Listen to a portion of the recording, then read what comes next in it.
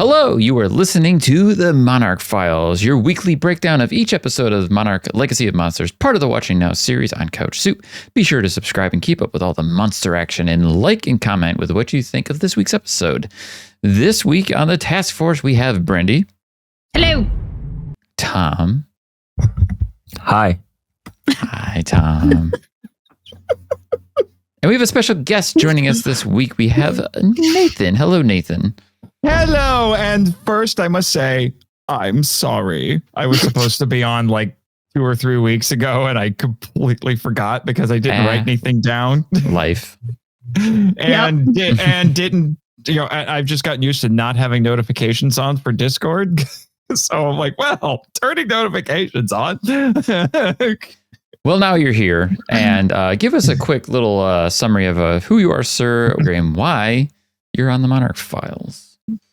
I am here because our mutual friend, Alex, recommended me because I am, as he put it, a Kaiju Scholar. I've been a fan of Godzilla and Kaiju since I was a wee lad, and I run a Kaiju-centered podcast called the Monster Island Film Vault, which will be starting its 4th season, hopefully next week. Well, now that you're here and this is your first time being on the show, give us your short snippet of like how you're feeling about Monarch at this point. I thought it started off really strong. I really liked those first couple of episodes. I say probably about the first 3. I felt like the middle was not quite as strong for me. It's been picking up the last couple of episodes. It's those character episodes in the middle. Yeah, the middle was kind of squishy. The middle, like a lot of Americans, is kind of squishy in the middle. Yeah. I just did. We felt the same thing. So yeah, right there with you. It's a you. little morbidly obese in the middle. Yeah. Jesus. A little flabby. Yeah. This American humor, Jesus. So it sounds like we're kind of on the same page for the most part. Like it starts off real strong. It's kind of dipped, but it's kind of like had a slow build since then. Yeah. Episode 5 was a banger. I liked episode 5. 5 was pretty good, yeah. I'm trying to remember which one was 5. San Francisco. San Francisco. Okay, yeah. That part of the episode I did like, yeah. Yeah, that was pretty good. I think Tom is just taken aback by Kentaro and the chips. That's all he cares about is those chips. Yeah, pretty much. That was amazing. Mm-hmm. Yeah. So before we get started and moving on to our show proper, there's a little bit of an Easter egg mention I got to throw out there. There was an Easter egg from episode 6 that we kind of missed. Like we talked about it. We touched on it on this show, but there's the fact here, and thanks to Brandy for catching this, the scene where Duval in episode 6 talks to Shaw and breaks him out of the Monarch van. She mentions that her sister died in Jinjira. We mentioned this, that her sister died in Jinjira, and that we're like, Jinjira is the place that Godzilla 2014 originated in. What we didn't catch is that her sister is actually Sandra Brody, which is the main character's mother in 2014 Godzilla. Yes. How did I not know this? Right? So Ford Brody is her nephew. Ford Brody. Yeah. It's her aunt. Duval is Ford Brody's aunt. Yep. I'm doing my impression of the shocked Jackie Chan meme. Yeah. No, I was sitting there in the shower, like I said, and I'm like, wait. Oh, my hat. Sorry.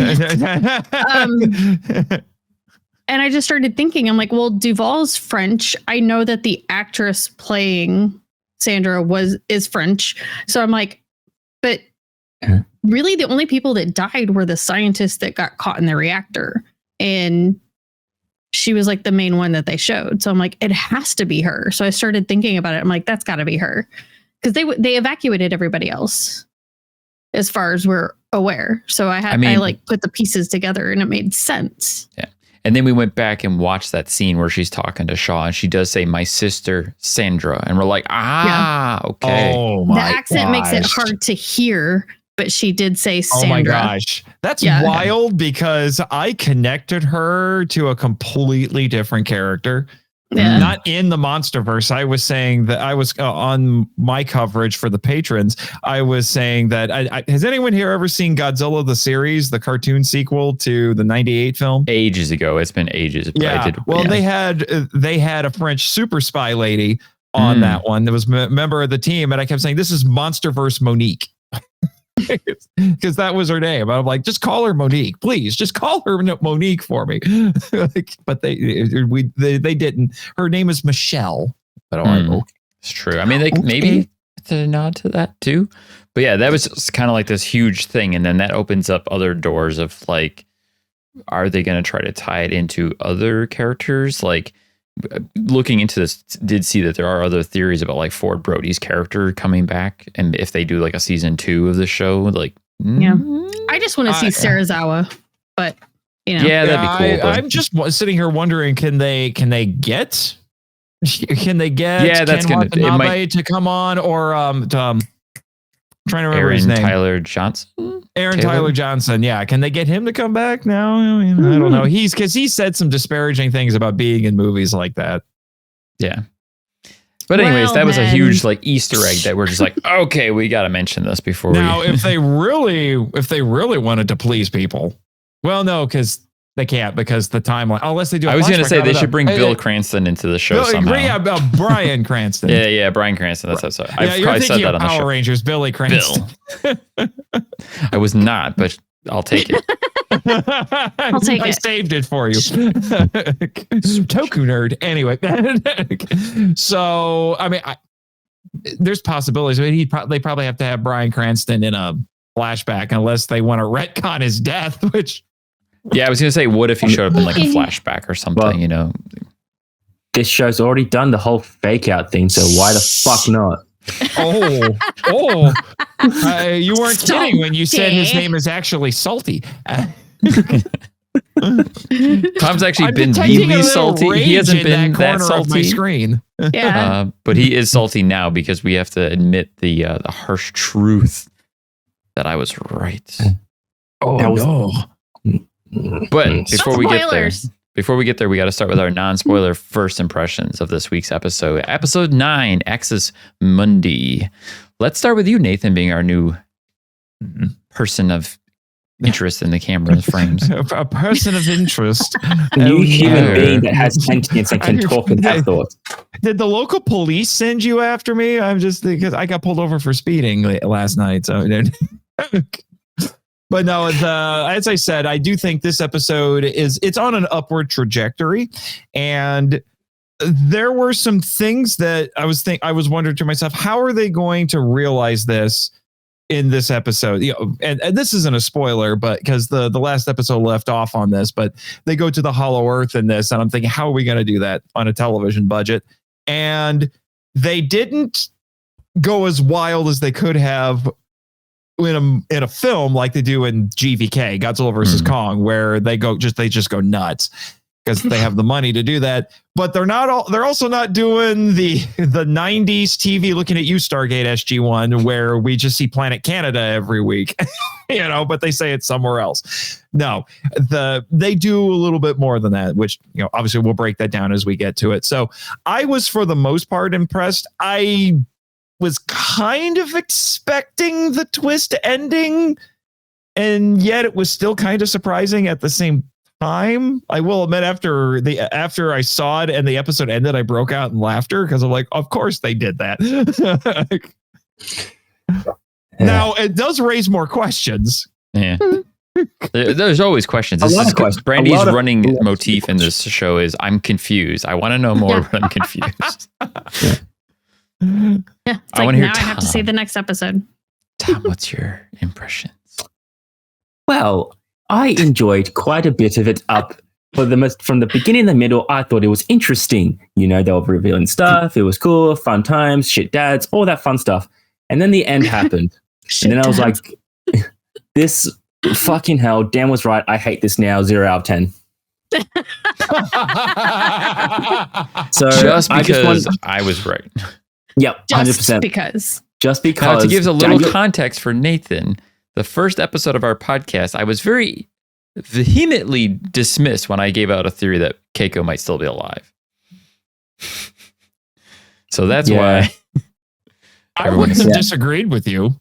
everybody Because said, after the first episode, I'm just like, I thought the cliffhanger resolution was going to be right at the beginning of episode 2, and it was going to be like, oh, Keiko's fine, and they're like, wait, no, what? We went farther back. Wait, what? What are you? What? Who's directing this? Quentin Tarantino? What the heck? More flashbacks. Flashbacks within flashbacks. What the heck are you? What? Lost already did this. But enjoyed everything until the end, and then because Daniel Morris of Couchship.com ruined it because he was right, and I hate it now. but you have to admit that scene was pretty badass. That's pretty badass. Oh yeah, it could have been the coolest thing in the world, but because of this, it is now the worst thing that So is ever I been ruined created. it. Yes, it's Dan all your ruined it. fault. Sorry. I mean, You better be. I already have a friend who's trying to start a meme based on the last scene, which we'll get to that. How about you, Brandy? I loved this episode. It was very emotional. I had a few like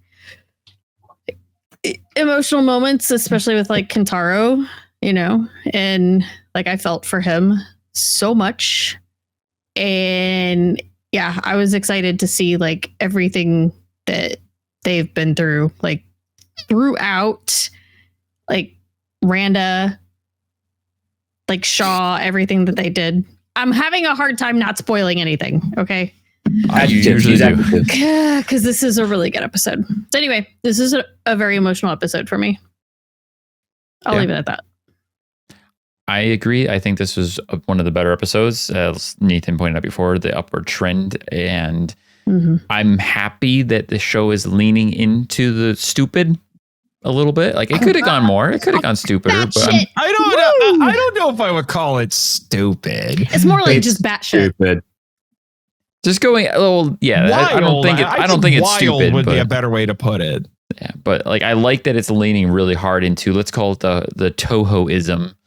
Yeah. Of just goofiness. Well, and it also reminds me a lot of like Jules Verne and Edgar Rice Burroughs, who were authors who famously wrote books about going to the center of the earth. So when we watched the episode, Brandy actually made a comment about their helmets that the guys were wearing going into the capsule.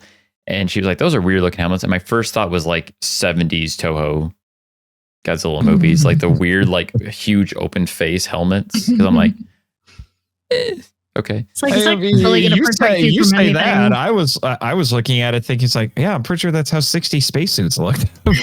Yeah. Because it's supposed to be 1962, and the height of the space. Well, not the height, the beginning of the space race. Well, no, it is the height of the space race. The space race really started in the 50s, but which has been something I've really enjoyed about the show, with the little bits of historical details that they throw in there, and how unabashed they have been about not skirting around them, like how a lot of Americans would be at least mildly racist toward Japanese people a decade after the war. Like that was a thing. We mentioned that quite a bit. At least mildly racist. Yeah. They're not trying to put them in internment camps or anything. They're just like, oh, a Japanese woman and she's a scientist. We don't take her seriously. So with that, let's move on to our spoiler review.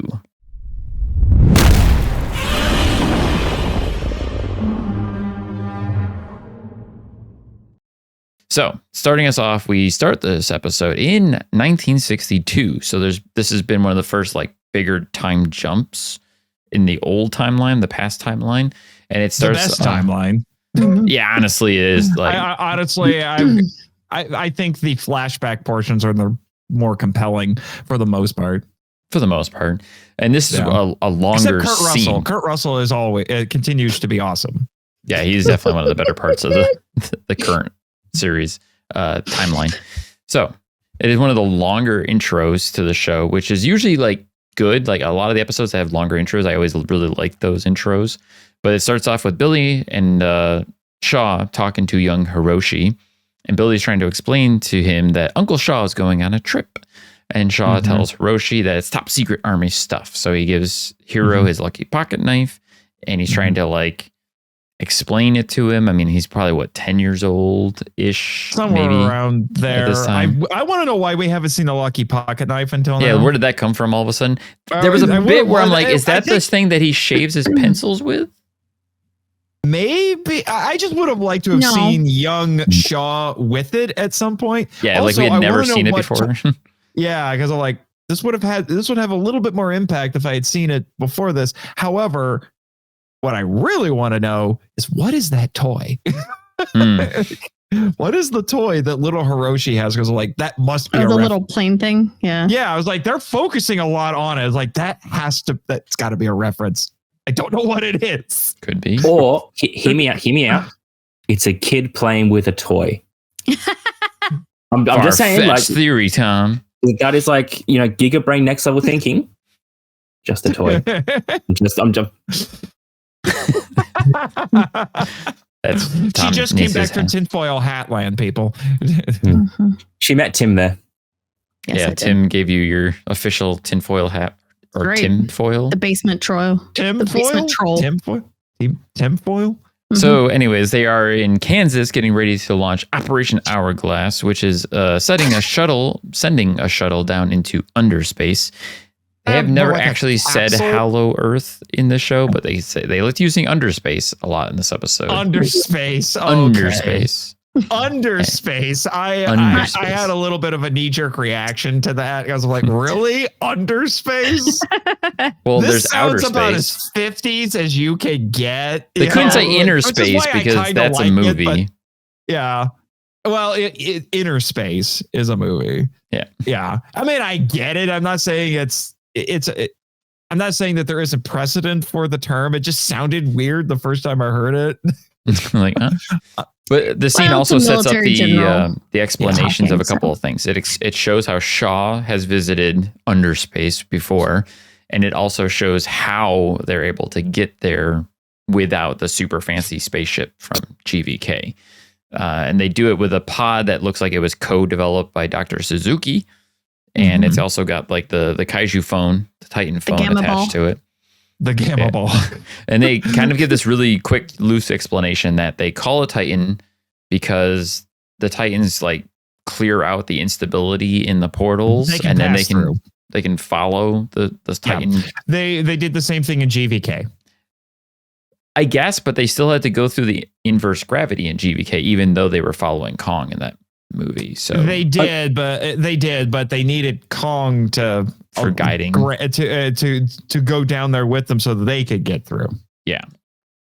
So it kind of like follows that similar logic, and it's like, okay, so as long as there's a Titan present, you can make it through there without getting squished into oblivion. So that also explains how we know the characters from the last episode fall through a hole and didn't immediately just implode on themselves because they were following the big bug. Yeah. Apparently its official name is Endoswarmer. I did see that. Endoswarmer. Which sounds both scientific and kind of cool at the same time. Yeah. Endoswarmer. You're like, cool. I mean, yes, like, it's a gross little critter for sure. It sounds like a video game monster, which it does sound like a video game. I should be like killing that in Doom or something. It sounds like a name that a 6-year-old would come up to when they see a cockroach for the first time. I want to meet that 6-year-old. You must know some very smart 6-year-olds. Well, I don't know. Maybe we're just built different over here. I don't fucking know. Well, the bugs are built different over there. That's for damn sure. They have kaiju bugs in Australia. But well, yes, they do. So, let's be honest. If there was a kaiju from Australia, it's probably going to be a giant kangaroo. Racist. Big spider. I think the word you're looking for is xenophobic, sir. Waiting for Tom to be like, well, actually. No, well, I have seen a very buff kangaroo that one time. Actually, I have heard that there is a sort of giant monster movie that came out of Australia, and it's about a boar. I don't know if I've seen that one. I don't think so. Anyways, I think it's called Razor Beast or Razorback or something like that. Well, let's look I into feel it like and I've see. heard that, but I don't know what it is. But anyway, we're getting distracted. I'm sure I've Yes, seen we that are. on the Just shelf at really Walmart before. But yeah, we need to move on because then Yeah. so they go to launch the pod. They had called up a kaiju and then they like turn the phone off and the kaiju goes, oh, never mind, and goes back down and they're able to find it or follow it down. And then if, he was flying up there, just like, oh, my friend is up there. Okay, no, he's not. Never mind. So apparently something goes wrong. There seems to be like a really strong magnetic pull where all the metal starts to get like sucked into the hole, and then it appears Which is that a the portal really is cool imploding visual, on I itself. have to say. Yeah. It was pretty cool. It was like, where's Magneto's down there? Like, Well, it's this magnetic storm because we had something like a tornado comes out of it and starts spinning around, and it's the wind and the magnetism starts messing with things. thought Godzilla was down there using his magnetic powers from Godzilla versus Mechagodzilla. Magnetozilla? It's Magnetozilla? Yeah, bad jokes are going to Oh abound. boy. But Oh, boy, I have the I have a soundboard. soundboard, people. As sound effects are coming. But I was actually surprised if this magnetic force was that powerful. I was waiting for people to get the fillings ripped out of their teeth. It's a PG-13 show. Like, Yeah. Yeah. I mean, Yes. people died. So, anyways, everyone scrambles for cover. We see the big collapse of the portal, and then the shuttle loses contact. And then we see General Puckett come up to Billy saying what happened, and Billy doesn't know. And then we get one closing shot of Billy going to see Hero and explain, like, you lost another one, kid. Sorry. Yeah. That scene also had what I thought was one of the best lines in the episode, which is from Puckett. He says, older men declare war, but it is the youth who must fight and die. Wasn't that in a later scene when he's talking to Billy? Like, that comes a little later. Yeah, I think it's a little bit Is later. it A little later? later. Yeah. Oh, okay. I Yeah. guess 'Cause I know what you're talking about. I have remember that several line scenes too. Together. I It's jumped a little ahead. later. I'm sorry. You're all good. Oh, you're It's all fine. good. But it's a good line for sure. Absolutely. Yeah. And it comes just a teeny bit later because first we see Kentaro waking up in the hospital bed, completely messed up and alive because we all were like, how does he survive this somehow? And it appeared Because that TV. yeah, and this is where our friend Lily would come and be like, because of the magic of TV and things happening off camera. So Yeah. Well, we do get an explanation because Duvall is in the episode for all of 5 seconds. right, we Mhm. do see Duvall like pulling Tim to safety and away from like the local militia or Police, authorities Yeah. coming something in. like that. Government, whatever. But that's where he's greeted by Tim and Verdugo, who tell him about what happened. They explain that everyone is dead. Essentially, they show that clip of Duvall saving Tim, and Kentaro wants to go looking for them, and Verdugo is just basically like, "Don't bother. They're dead. You need to move on with your life." Mm-hmm. And that's where we find that his mom is actually waiting there, and she comes running in and embraces him, and we're like, Mhm. "Yay! Best mom ever is back." Yeah, best mom ever. I will say I appreciate the fact that Kentaro is, even though he's laid up in this hospital, is like, we have to go do something, guys. Mhm. Because I'm gonna be honest with you, there was a bit of a stretch there in that squishy middle where I'm like, you're not doing anything, kid. Yeah, that I think that was one of my big complaints at Lily as well. Is like Kentaro was just like shoved to the back because like, oh no, Kate and Maid romance, but like fuck this guy. Yeah. I don't Except know. that was I have really my theories unclear, about and they that. haven't touched up on it since. And I'm Yeah, just they Yeah, haven't said it was- anything since. Like there was like hints like, oh maybe they're gonna be love triangle, and then they just dropped it. It's like, all right, bet. Because nobody cares. Well, we also learn in this scene that now we know that Kentaro has come to really care about Kate Mhm. in that time period that they've been together, however long or short it's been. Maybe he's just feeling some sort of like sibling like affection going on there. It's hard to really explain. But all of a obligation, sudden, maybe. maybe, I don't know. Or it's like he's connected with her because of what happened with their father. And that's where he's finding some sense of like balance or grounded because of that connection with her. Something along those Mhm. lines. It's hard to explain because things happen really fast in the show. Yeah. But yeah, This part got me like, this is the first part that got me like really emotional because I felt for Kentaro because like his father, he lost everyone.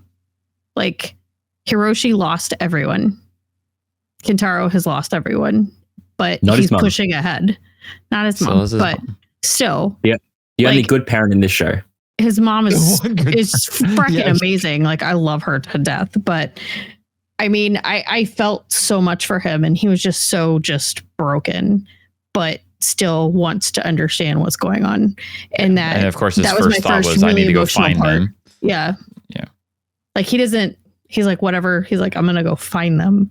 Like, I don't know if he really feels that they're dead or he just wants to know. By don't the know. end of the episode, it seems like he's come to that conclusion. Yeah, he seemed a bit defeated. I don't know. I don't know if he just He's still wanted his dad to feel like shit. I was going Like, to say, in a way. do you really think he said that to get it? Is that seemed pretty genuine to me? I Well- think it's probably a little bit of both. There's a couple of other I don't know. factors there too. Like we'll get to that part and explain. But so before that though, we see now we're coming up on Shaw in 2015, where he's waking up in the underspace and he's all dazed Okay. and confused. Mhm. Yeah, the cinematography for the characters waking up in the Hollow Earth is brilliant. It was good because I was That like, was really oh, good. I really thought something was dragging these characters around, or somebody was. There was that shot with May where the camera was like the trees were panning past her, but she seemed to be standing still. That was really cool. Mhm. Yeah, but really what it was that it was just camera tricks and some some special effects wizardry to make it look like that, because it's trying to communicate the disorientation that Yeah. everyone has by passing through the Hollow Earth, which again we saw to a certain extent in Godzilla versus Kong, where the pretty Hispanic girl just pukes her guts up. Nah. I can't even remember her name, unfortunately. She was the daughter of the bad guy. Yeah, she was the daughter of we just talked about him because Simmons. Apex. Simmons, that's it. Yeah, Simmons, yeah. That's right.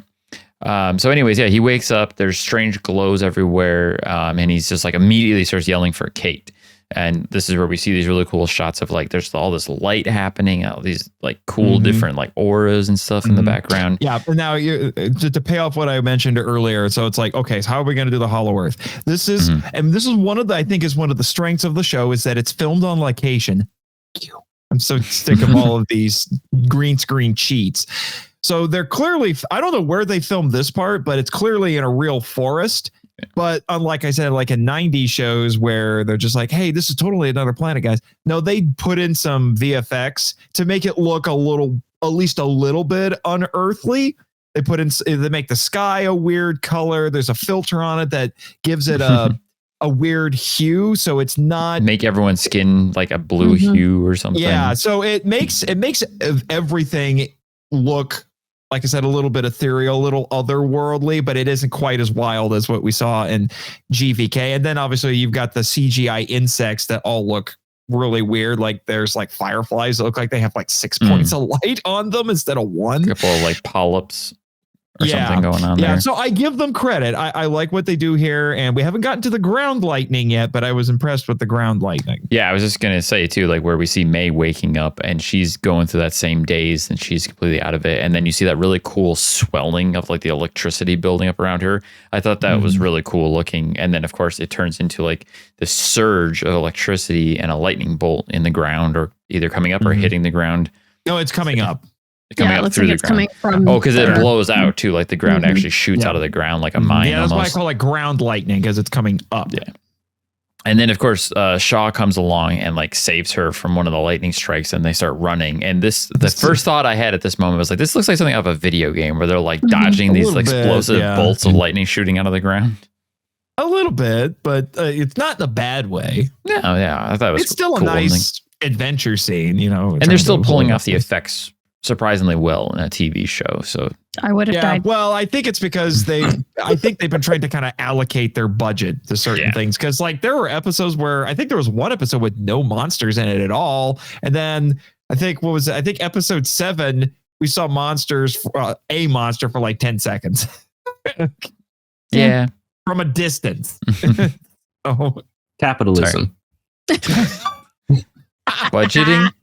It's all the same. Anyways, so when it's safe for them, like they get away from the ground lightning, this is where Shaw starts to explain that he had been there before, and that they are in the Titan realm. May starts freaking out about Kate, and Shaw explains that they fell together. It's like letting her know, like, hey, she's down here somewhere because we both fell in together, and they need to go look for Kate. And then we get a jump back to 1962 where we see Billy is grieving. This is the part with Puckett. Puckett comes in to tell him that Monarch has been defunded. Billy tells the general that he can't let it go. And he was also saying, like, I should have done something. And that's where Puckett says, no, I should have done something. And that's where that line comes in. Yeah, that's right. That's right. And nothing's changed in 60 years. Yeah, nothing's changed. And he also tells Billy to, like, he should let it go and go take care of Hiroshi since Hiroshi's lost everybody else. We all know this isn't true because clearly this is 1962 going into, was it 1974 with Kong Island? So in those 12 years. 73. So 73? So pretty sure it's 73. I've done an episode on Kong Skull Island. So yeah, I think it's 73 because it's we see because it's right at the end of the Vietnam War. Yeah. So Billy basically just ruins himself, probably trying to find some sort of solution or answers in those 11-ish years. Yeah, so because that's the idea, is that they said because he lost everybody, he lost himself and then became crazy John Goodman. Essentially. Yep. The years were not kind to him. They were not. He aged poorly. Yeah. And then we go back to 2015 briefly, where we see May and Shaw, and this is Shaw starts telling May about how he's been there before, and it because he's trying to explain to May that time is tight, and she was like, "What are you talking about?" And then we get a flashback. The flashback, unlike all the other ones, this is an actual like flashback and not just a time jump as we've seen throughout the show. Because then it shows us with Shaw waking up after the in a Japanese hospital. Yeah, in a Japanese hospital, no less. And he's getting surrounded by people in radiation suits who start scanning him and asking him a bunch of questions. And it's this very jarring, like, okay, he went to the underspace and now he's in a Japanese hospital. What are we missing? How did he go from there to there? It's all very disorientating. And then we see a young Japanese nurse who's working at this hospital, and she hears about Shaw not eating, so she smuggles a little Christmas cookie into him, and she's very sweet. And Shaw has this moment of like, yeah, you're very sweet, but I'm going to take you hostage because I need to get the F out of here. So I need a sandwich from Bill Randa. Bill Randa, bring me a sandwich by Bill Randa. Billy, make me a sandwich. Make me a sandwich. This is where he grabs the nurse and he starts running around the hospital demanding to see Bill Randa. And a man comes to him and says, Bill's dead. Before that, we saw the space shuttle on TV. That's true. There was that moment where he looks and sees the space shuttle. That's our first clue hint. Yeah, that we're not in 1962 anymore. We're not in Kansas anymore. But it's like very quickly too that you see there's this older gentleman coming towards him that's like, that looks and sounds like Hiroshi, the older Hiroshi that we know. And he is saying that this is a Monarch medical facility. Bill Randa's dead, and we find out that this is Hiroshi because he holds up the pocket knife, which is now incredibly relevant, which we've never seen before. And I was expecting that to come back. Yeah, I mean that was the device to explain this, to make it so that Shaw could have that realization of like, holy crap, this is Hiroshi. Okay. And Shaw passes out, and it does this great thing where it shows the timestamp after everything, and we get the after everything 1982. 1982. Yeah. All right. I have questions. Don't we all? Because this is new. We didn't see time displacement in Godzilla versus Kong. We saw that the portals could move you through space, but now it looks like we get Shaw explains how he remembers things later. That then when we get to the ending, we'll have to unpack that a little bit. But at this point, I'm like, okay, it's a time displacement thing. He went through a portal again, and he went through time as well as space. Okay, fine. I can wrap my head around that. But like I said, by the end of the episode, it gets complicated. I mean, and this is something that we've been questioning since the beginning of the show, because like we connected the dots in the very beginning of like how old Shaw is. We're like, he's got to be like 90 years old. Yeah, and then the show starts to general. Like, they're hinting at it, like, how old are you? And we're like, yeah, how old is he? And we had this running joke that he's that old because he got G Fuel that's made out of Godzilla cells. Well, see, I had a couple of theories. One was that I thought it would be like the, what is it called in Marvel Comics? The Infinity Formula? I think it's because that's what they gave to Nick Fury to explain how he's still alive now, because he is canonically a World War II veteran, but he showed up in the 60s where it still would have been feasible that you would have a relatively young World War II veteran around. But as time went on, they had to retcon that. So that I was thinking something like the Infinity Formula. Then when he mentioned that he had been to the Hollow Earth before, I'm like, okay, maybe there's something in the environment that made him that's what we were saying. Like he must have got something while he was there. Yeah. Or Monarch had developed some sort of serum. Yeah. But then we got to this and I'm like, it's time displacement now? Okay. We're doing some time travel. But this is the big answer to like the Shaw age question. He's jumped into the future 20 years. We think. No, I think it's like Avengers Endgame, piggybacking off Marvel. I think it's like how like you can enter time at one point and exit at another, but if you don't know how to traverse it, then you just kind of get spat out randomly. I think that's a good point, because I think because he kind of makes the point, or he kind of says like, if we can get you out, hopefully what happened to me doesn't happen to you, as he's talking to May. So maybe there is a way to get out that doesn't cause that. How crazy would it have been? This is the thought that just occurred to me. How crazy would it be if they escape the Hollow Earth, but then they get thrown 10 years into the future and suddenly they're in the Godzilla Cross Kong, the New Empire? I mean, wouldn't be surprising. That's how they're going to tie things.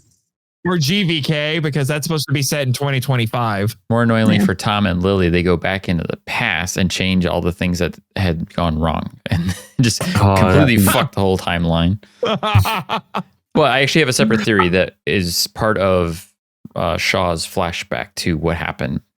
I'm going to get to that. So, but to get us along and get us there, we see there's this part where we see the nurse that's the one that Shaw had held up, and Hiroshi is apologizing to her for the assault on Shaw.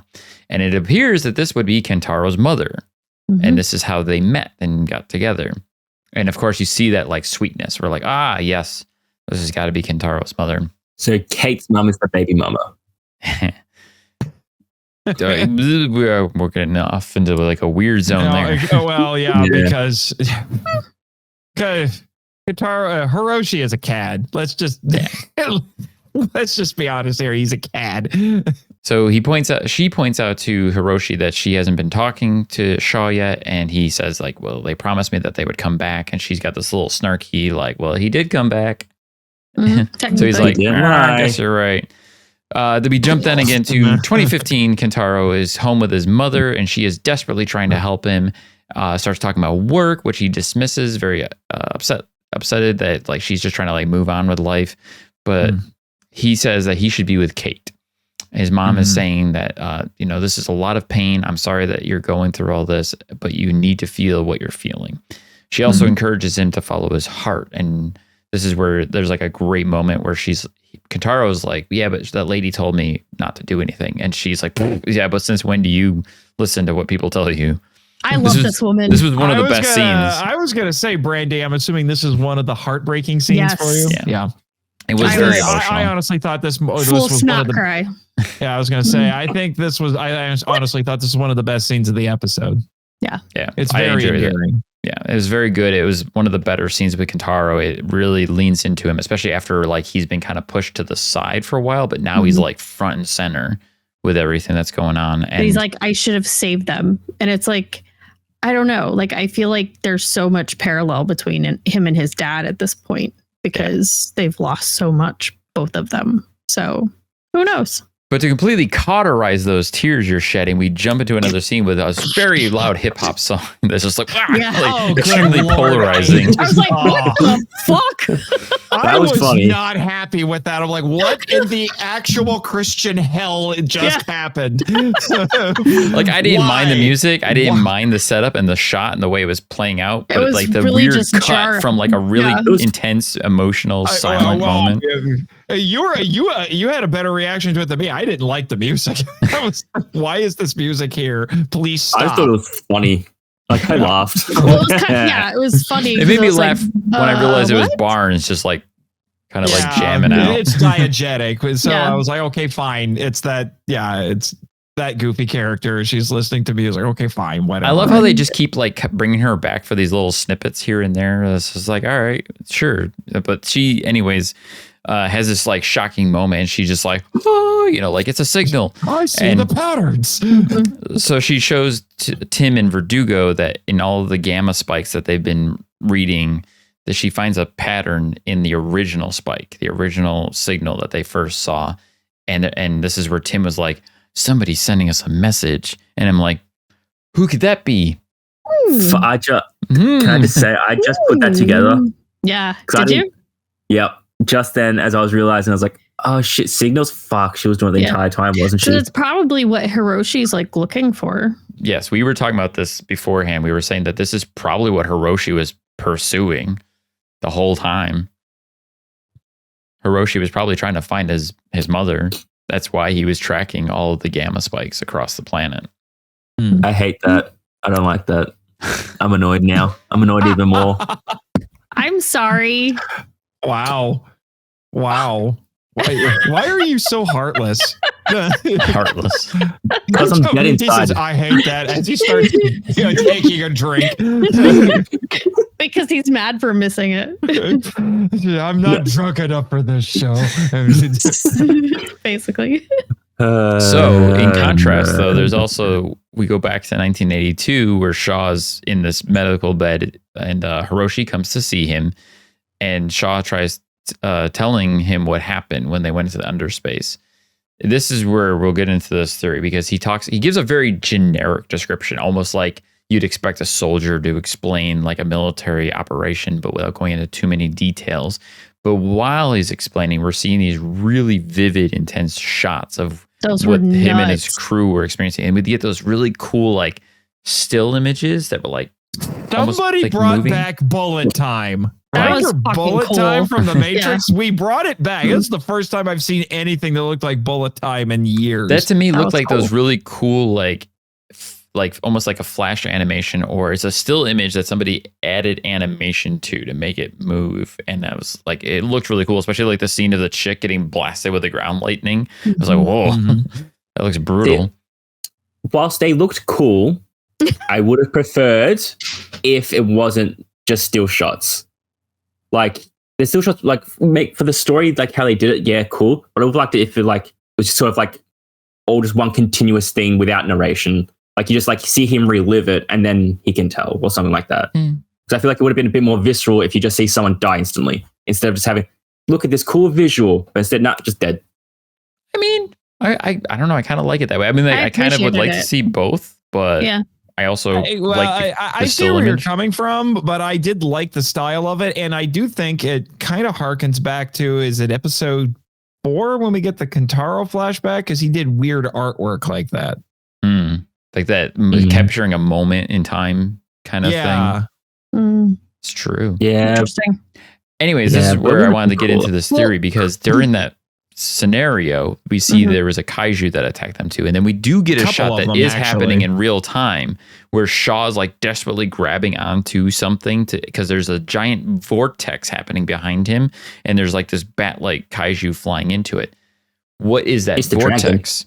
So this is my theory, is that vortex may or may not have been created by that kaiju. And that vortex is actually what caused the time disturbance because that wasn't a normal Hollow Earth thing that we've seen before. That is something that I don't know if that was a natural phenomenon for the Hollow Earth or not. If it isn't, well, he mention that it's something that the kaiju created? Didn't he say that? Or am I misremembering that? I don't recall that remember verbiage that. well. No, I don't Well, now remember I'm that. Go back and watch again. Yeah, Well, but I'm just saying we haven't seen anything like that previously in the Hollow Earth. So I don't know if maybe it was a freak of nature with the strange ecology of the Hollow Earth. I don't know. But the way that plays out too is we see that kaiju fly into it, and then Shaw gets pulled into it behind it. So that somehow got him back to topside in Japan. Like they find him, and we see that shot of him wandering around in the middle of nowhere in Japan near some shrine. Yeah. So it's like a shrine that they said was. Did they say it was supposed to gateway between the living and the dead is what they said. Yeah, I was trying to remember the verbiage that they used for that. Yeah. It's interesting as he's telling this, like you can hear his heart monitor like racing. Like that is that was stressful. But it actually makes sense that if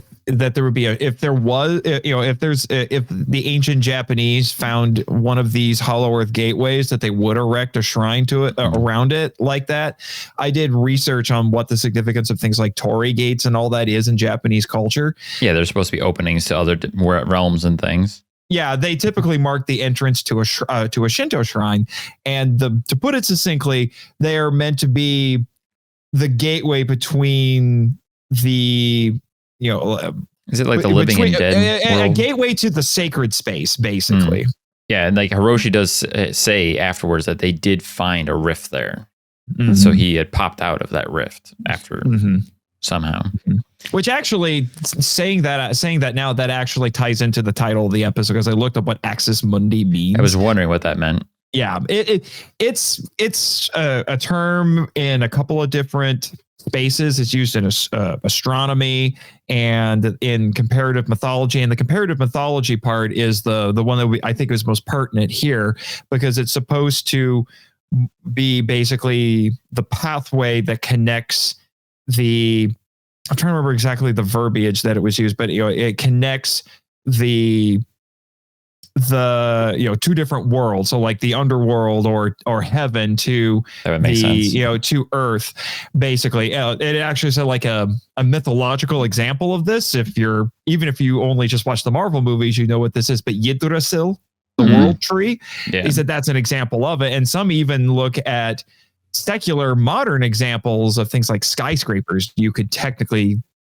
call an axis mundi, but in scientific circles, it's the tilted axis of the earth that it rotates on. It's it's the connection points between the north and south poles, which is what the earth rotates on. Fun facts. Yeah. Fun facts. Interesting. I tied into the electromagneticism. True. So this is now Hiroshi is very like stoic, and he's trying to tell Shaw that like he doesn't want anything to do with what the original Monarch crew was basically doing.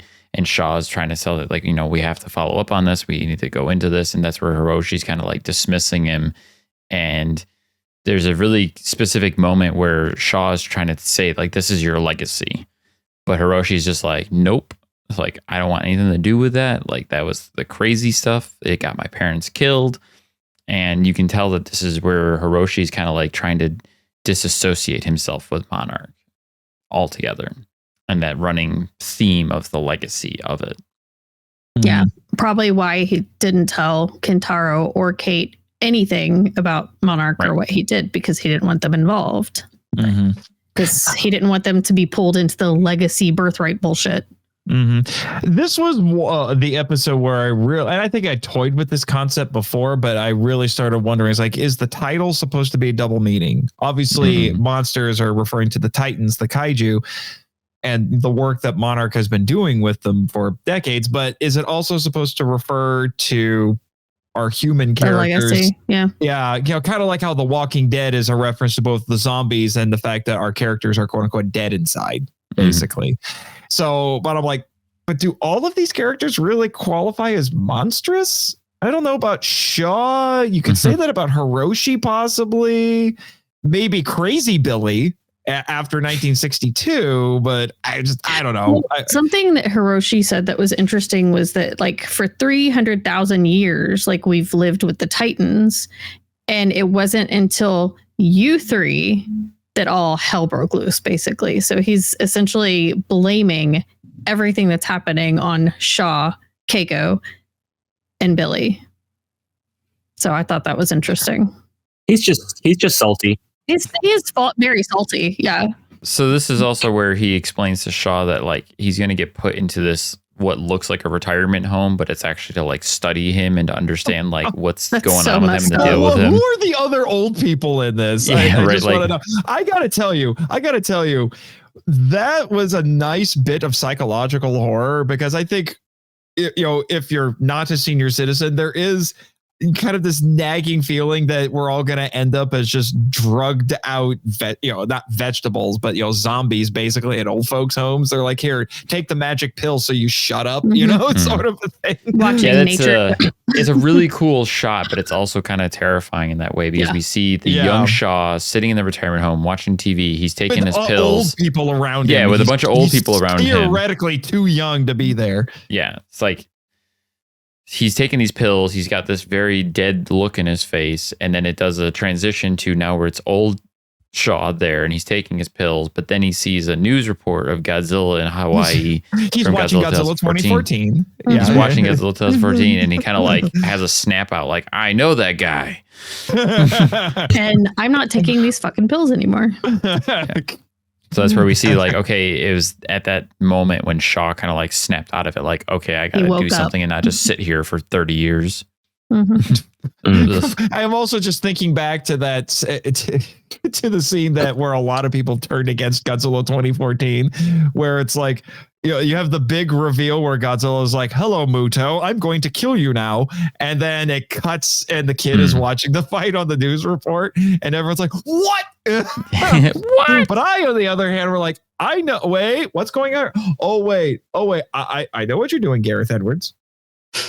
I'm gonna hold on for a little longer. All right. I know what you're doing.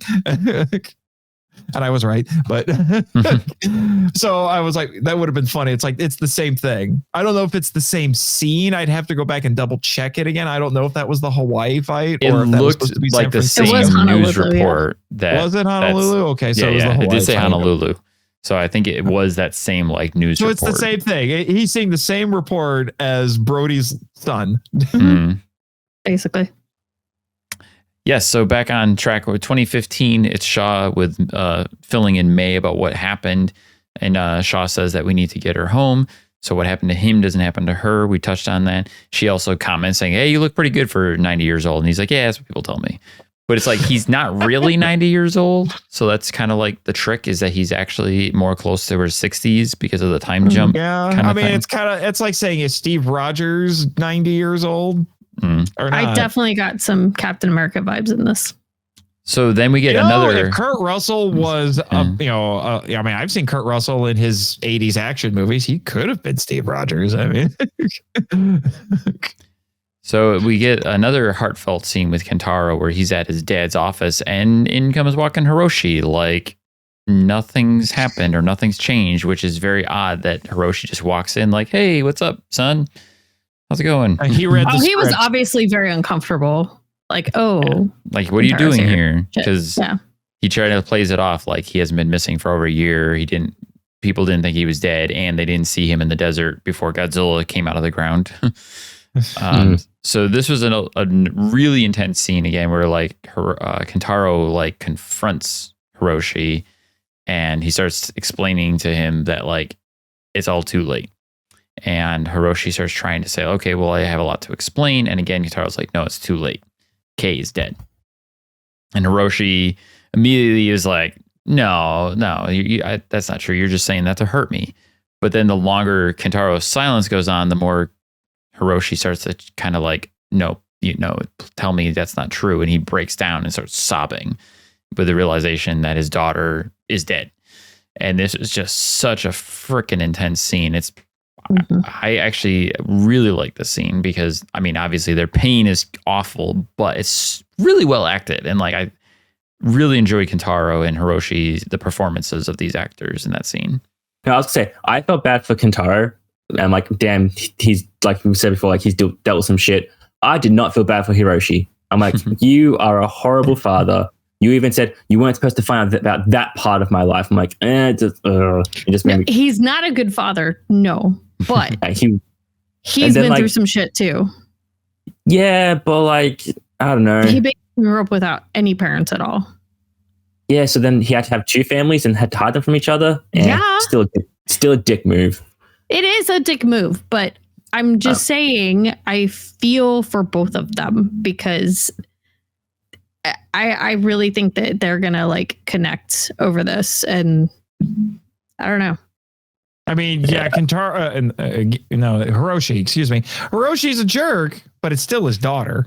Yeah, like he cares about his kids. He does, and that's his family. Like maybe because he got deprived of all family, he ends up having two because he's like, well, I'm on this side of the world this time, so I need a family here. I'm on this side of the world this time, I need a family here. So maybe he's just making up for it in a really shitty way. But I was gonna say very shitty way. That's his way of protecting family. Like if one is gone, he has the other one as a backup. Yeah, well, and you in the beginning of the series, I get the impression he has some sort of relationship with both of them. He just keeps both sides secret. I feel for him, and I feel for Kentaro. Like, but it was a good scene. They acted it well. And I did like when Kentaro just like, it's all your fault.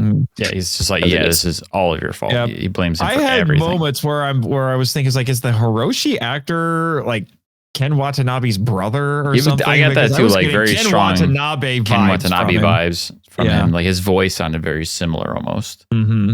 And he looks similar enough that I would be willing to believe that they were brothers. Yeah. I think this is also hitting Hiroshi like even harder because he tried so desperately hard to keep his kids and family away from any involvement in Monarch because he didn't want them to have anything to do with the legacy. And now because of him keeping the secrets and they have found out in the worst possible way, that's probably hitting him 10 times worse. Makes sense. That's probably fucking him up hard. Yeah. So to close out this episode, this is where we finally see Kate waking up in the underspace. She's also disorientated like everyone else has been. She starts kind of making her way around the environment, and this is where she comes across, or what comes across her is a boar-like titan, which was pretty damn gnarly looking. Yeah, Wikipedia says that its official name is bramble boar. Scary it fucking looked thing brambly and boars, so it had a really gnarly looking face, and it initially seemed to kind of like ignore her. It gave her a bit of a sniff of the critters on Skull Island, to be honest. It's fair. So then we see she starts to make her way away from this tree, but the boar circles back for some reason and gives Brandy a jump scare. Yeah, it did. Apparently, this thing operates on Jurassic Park logic. It's like, it scares the shit out of me. Movement. So the boar thing starts charging after her, and very dramatically we get this like right at the last second, an arrow comes out of nowhere and hits the boar, and it veers off and takes off. And then we get the really dramatic look back, and we see bum bum bum. What do we see, Tom? What do we see, Tom? Fucking it's your birthday present. It was the worst one. He has nature today. Looks fine. It's fucking bullshit. Bullshit that dance right. And I hate it. No nom-noms from the bugs. This is why I said as soon as they saw that and they goes to the credits, I broke out laughing because I'm like, okay, I probably should have saw this coming. We're finally getting doggy. We're finally getting resolution to the episode 1 cliffhanger. Because that was the thing. It's like, oh, we're going to 1962, so we're finally going past the episode 1 flashback. Oh, there's just like Keiko's dead. Well, that was kind of uneventful, especially with how important she's been throughout the rest of the flashback sequences. So, like, okay, I probably should have saw this coming, but it also raises a ton of questions. The resolution is that she died. Why is she still like 35? Yeah, she because of bullshit, and she fucking dies. But timey-wimey stuff. Yeah, well, Tim, the it's Time like, Lord, how came did in she- and how like did sonic she screwdriver. survive her encounter with the endoswarmers? How Exactly. how's she been surviving down here? Why is she still 35? Why is Well, see, that's why I think it's like the end game time travel. You can enter at different points in time. So it makes sense, but it's stupid, and I hate it, and it's stupid, and I hate it. Well, on I that mean, cliffhanger. we don't know. As far as we know, she's been down there since, what was it, 1959? Was it 54? It was 59. You're right. It was the late Yeah. 50s. She's been down there the whole time. It's just that magic radiation that makes you age slower. That's right. Timey-wimey G Fuel radiation. We're going to find a TARDIS. So, most of my theories have come true and have been right. Mm. And everybody hates me for it. Sorry. No, only I hate you. I'm reserving judgment on this whole Keiko plot twist until next week. Yeah. So with next week, we have the preview, which is episode 10, the season finale, and it's called Beyond Logic, because that's been an ongoing theme that they say beyond logic lies truth. So that would assume that next week's episode, we're going to learn the truth. And the description And judging by the mid-season trailer, we're getting lots of Godzilla action.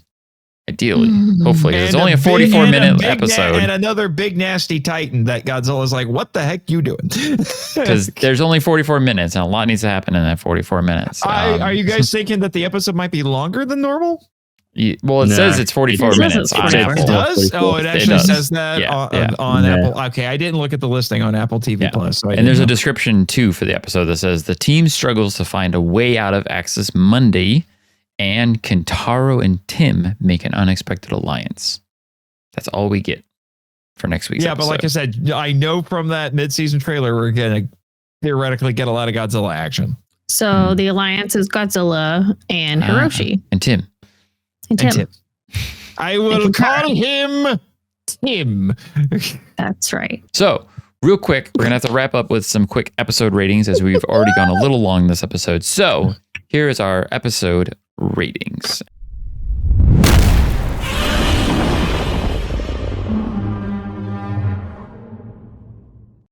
And I'm going to let you start us off, Nathan. I would say I don't think this is exactly the best episode of the series, so I'd probably give it an 8 because it's still an upward trend.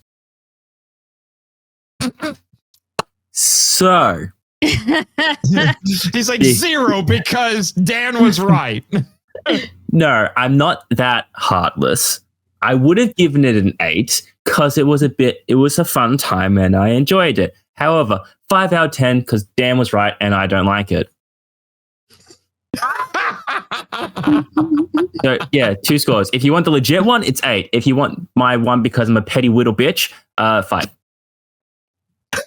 Because Hey, at least you admit what your problem is, so now you can fix it. It's the first step. fuck you, Dan. Not really. I'm sorry. I love you, Tom. Again, so much rage in that corner. But like you're just like, fuck you, Dan. it was the hot thing saying like, love you, Dan. It's like the honest candy hearts. F you. How about you, Brandy? What's your rating?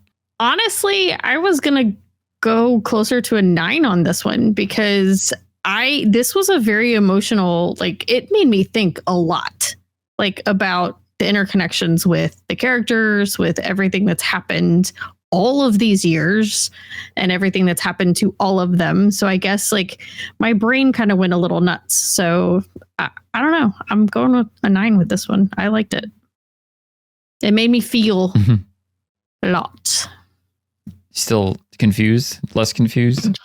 No, I'm still confused. Always. But that's just she's always confused. Yeah. But my brain just does the whole like Charlie Day thing, like conspiracy shit. So. Stringing the lines together. Yeah. So, and I'm loving it for that because like I never know what the frack is going to happen. And it's just, and I like that. I definitely look forward to us doing our like after the show breakdown episode and we like can go over the entire show as a whole and see how we feel about everything after it's all said and done. But to give you guys my rating, I was probably sitting around an 8 because it was a fun episode. I think there was a lot of cool imagery, a lot of cool shots, a lot of things happened in the ways that I was like, okay, I'm glad it's subverting my expectations by going the silly, doing the things that are bonkers. And I like that. I want it to be a little bonkers. But then again, Keiko's still alive. So I was really happy. So 9. It was an 8, but now it's a 9 because fuck you, Tom. So real score 8. Right? Tom's a little salty little bitch. 9 score. Yeah, that's fair. That's fair. Yeah. Sounds about right. Yeah, sounds about right. All right, everybody. We need to wrap her up for tonight. Nathan, before we go, did you have anything lastly you want to play? I know you already kind of hit all of your podcasts, but I don't know if there's anything else you want to share, socials and things. But just really quick, because one of my special talents is shameless self-promotion. It's a running gag on my show, on my podcast. Couldn't tell. But what I didn't mention, obviously you can listen to all the podcasts wherever you listen to podcasts. You can also check out the Film Vault's YouTube channel. I also, like I mentioned, I'm an author and a writer. My author website's nathanjsmarchand.com. And you can follow me on Twitter and on Facebook. You can find the links to it on those websites. And if you go to the Film Vault's website, monsterislandfilmvault.com, you'll find links to all of its socials as well. I will include those social links in the description for this episode as well. Mm-hmm. Yeah. Cool. All righty, folks. Thank you all for joining us this week. Be sure to catch us at 2 p.m. PST on Tuesdays at Couch Soup on YouTube or listen wherever you enjoy podcasts. Thank you for joining us this week, Nathan. It's been lovely having you. Mm-hmm. And your shameless self-promotion. I need more shameless self-promotion. Yes, you do. Thank you, Tom. Thank you, Brandy, and your tinfoil hats. Be sure to visit couchsoup.com and feed your hungry kaiju soul. We'll see you guys next week for the last season finale. And all the salt.